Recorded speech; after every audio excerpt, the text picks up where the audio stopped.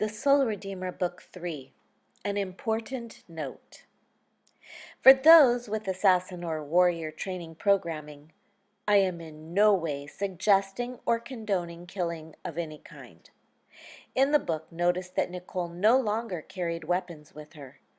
If you will remember, in the first book, the part of Nicole called Bad, who carried an arsenal of weapons, chose to put every one of them down and allowed Jesus to exchange those for his armor and weapons. Spiritual armor and weapons. Jesus became her defender and her shield. When Nicole killed the Gibberine in Book 3, there was an angel with her, enabling her to do what she never could have done in her own strength or abilities. She was not looking for, focusing on, or even expecting to kill.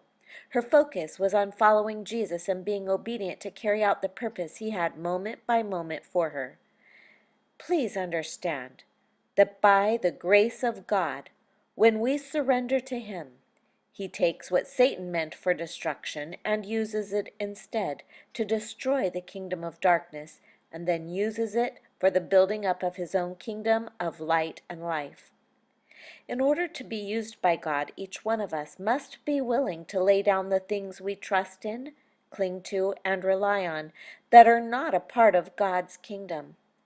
We must be willing to lay ourselves on the altar of surrender and willingly choose to let go of what we perceive to be our protection, no matter how vulnerable we feel.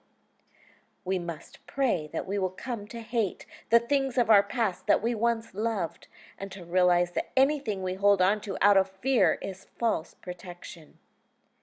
Instead, we must trust in Jesus, who is our true defender, shield, and ever-present help in trouble. We must know who God is in all his glory and power.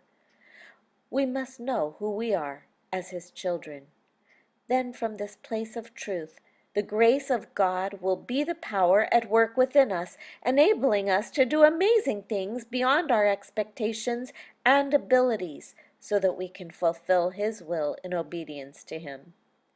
Please choose to lay your old weapons down and to take up the armor of God instead.